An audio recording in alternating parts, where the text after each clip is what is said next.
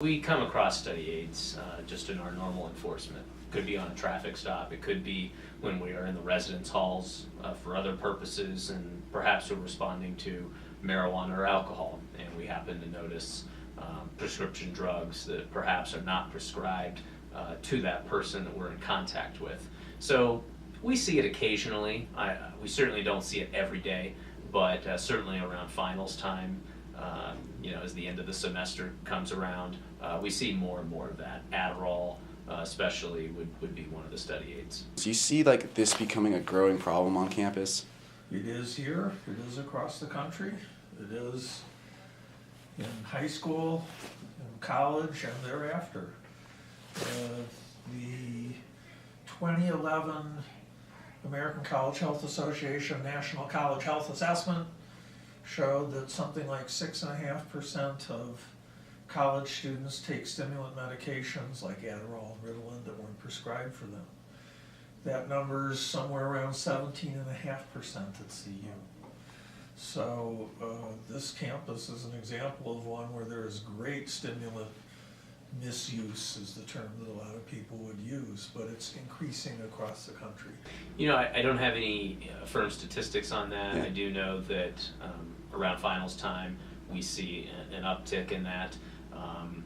I wouldn't say it's a major problem, something we run into every day, but it is something that we're aware of, and it is something that we have to arrest people for, because these are felony charges. And why is it a felony charge? Well, it's a felony charge because that's what the legislature has deemed it appropriate to be. Adderall is a mixed salt of amphetamines, so they are a purified form of medication that in theory can be abused on the street, and they have many of the same effects as medications like cocaine. Indeed, plenty of students have discovered that it's better to use Adderall than cocaine. For one thing, it's cheaper. For another thing, if you get caught with cocaine, you're in trouble. If you get caught with Adderall, odds are little will happen to you. These are crimes, and so you really shouldn't be doing it. And if you're trying to stay up late to study for finals, coffee is a good opportunity to do that, not necessarily prescription drugs that aren't your own.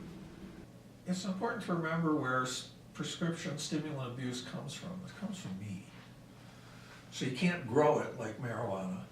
You can't make it in your bathtub like crystal meth. That you get prescription stimulants primarily from healthcare providers. There's some theft, there's some forged prescriptions. Almost nobody gets it over the internet among the college population. Almost nobody goes to a street dealer for it. All you have to do is walk down the hall.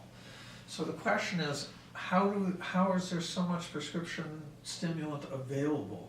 One of the reasons is because most doctors continue to prescribe it in a way that students don't take it, which is just what you said. So a doctor prescribes Adderall twice a day. But in fact, the way most students take it is just what you said. It's instrumental. It's before exams, it's when I have papers due. So if you only use 15 a month, and I give you 60, I've just given you 45 to divert, to sell, trade, give away. So what you said is right, that most people in college, I shouldn't say most, many students in college don't take stimulant, who do it, even those who have ADHD don't necessarily take them every day. And if you prescribe them that way, that means you're leaving lots of medication for misuse or for diversion.